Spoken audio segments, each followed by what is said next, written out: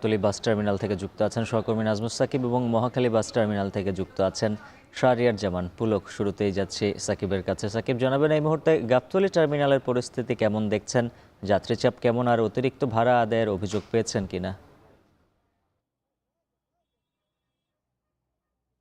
উজ্জ্বল, যাত্রী চাপ বলতে আমরা সকালে আসলে যতটা যাত্রী চাপ দেখেছি সেটা কিন্তু 10টা 11টা 12টা পর্যন্ত কিছুটা ছিল, কিন্তু এখন যেহেতু দুপুর, একেবারে দুপুরের মধ্যে আমরা কিন্তু কিছুটা কম দেখতে পাচ্ছি। যদি একটু দেখাই যে আমরা এখনো দেখছি যে যেই যাত্রী যারা আসছেন তারা কিন্তু রাজধানীর বিভিন্ন জায়গা থেকে আসছেন, তবে তারা তাদের যে আসলে একটা স্রোত বাড়ি যাওয়া সেটা কিন্তু সকাল থেকে দুপুর 12টা নাগাদ একেবারে বেশি ছিল। তবে হয়তো ধারণা করা যাচ্ছে যে বিকেল কিংবা সন্ধ্যা নাগাদ এই চাপটা আরও বাড়তে পারে।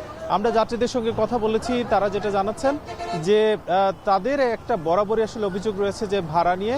সেই ভাড়া কিন্তু আমরা দেখেছি যে বিভিন্ন রুটে প্রায় 100 টাকা থেকে শুরু করে 750, কেউ কেউ 800 পর্যন্ত আসলে বেশি নিয়েছেন।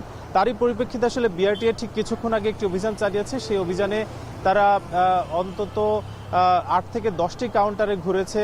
তাদের লাইসেন্স ঠিক আছে কিনা কিংবা অতিরিক্ত ভাড়া নিচ্ছে কিনা সেই সব বিষয়ে তারা কিন্তু তদারকি করছিলেন এবং কোথাও কোথাও আসলে জরিমানাও করা হয়েছে। এবং পুলিশের আইজিপি কিন্তু কিছুক্ষণ আগেই, কয়েক ঘন্টা আগে তিনি কিন্তু আসলে এখানে পরিদর্শন করেছেন এবং তিনি যেটা জানাচ্ছেন যে অতিরিক্ত ভাড়ার ব্যাপারে কারো বিরুদ্ধে যদি অভিযোগ পাওয়া যায় সেই ব্যাপারে কিন্তু আসলে পুলিশ ব্যবস্থা নেবে এবং সার্বিক আইন শৃঙ্খলা পরিস্থিতির ব্যাপারেও পুলিশ যথেষ্ট পদক্ষেপ নিচ্ছে বলে তিনি কিন্তু জানাচ্ছিলেন। এই ছিল গাবতলী থেকে সবশেষ। মহাখালী বাস টার্মিনালের পরিস্থিতি, শাহরিয়ার জামান পুলক রয়েছেন সেখানে। পুলক, জানাবেন মহাখালীর চিত্র কেমন দেখছেন?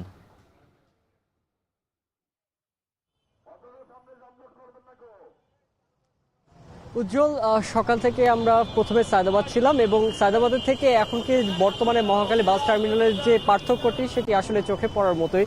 সায়দাবাদে অনেক যাত্রীদের চাপ থাকলেও সকালে আমরা যখন মহাখালী বাস টার্মিনালে আসি সেখানে কিছুটা হলেও লাইন থাকলেও এখন বর্তমান পরিস্থিতি কিন্তু তেমন একটি ভিড় নেই। যদি একটু দেখাতে চাই, বাস টার্মিনালটিতে এখনো কিন্তু পর্যাপ্ত পরিমাণে বাস রয়েছে এবং যাত্রীরা যারা রয়েছেন এখানে তেমন একটি ভিড় না থাকার ফলে আসলে স্বাচ্ছন্দ্যে তারা যাতায়াত করতে পারছেন। তবে যাত্রীরা বলছেন সকালের দিকে অনেকটাই ভিড় ছিল, যার ফলে টিকিটের লাইনে দাঁড়িয়ে তাদেরকে 2 ঘন্টার উপরও বেশি সময় অপেক্ষা করতে হয়েছে এবং এখন বর্তমানে অনেকেই আসলে বাসের জন্য অপেক্ষা করছেন, এখানে বসে আছেন।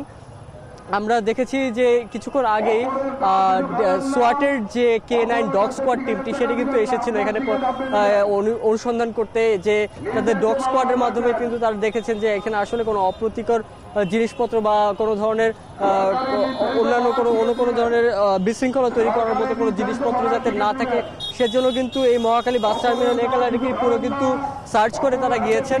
এবং যারা যদি যাত্রীদের কথা বলতে চাই, সায়দাবাদের মতো এখানে আসলে টিকিটের যে অতিরিক্ত মূল্য সেটি কিন্তু ধরা হচ্ছে না। এখানে যে নির্ধারিত ভাড়া, সেই নির্ধারিত ভাড়ার মধ্যে কিন্তু যে কাউন্টার ভিত্তিক যে বাসগুলো সেগুলো পরিচালিত হচ্ছে। তবে 2-1টি যাত্রীর কাছে আমরা অভিযোগ পেয়েছি যে যেই বাসগুলো আসলে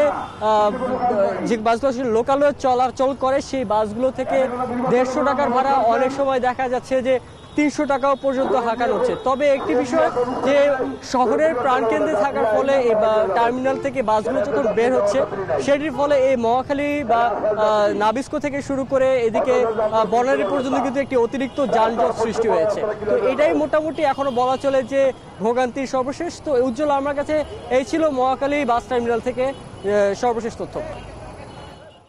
সড়ক পথের যাত্রার খবর জানাচ্ছিলেন সহকর্মীরা। দর্শক, এবার জানাবো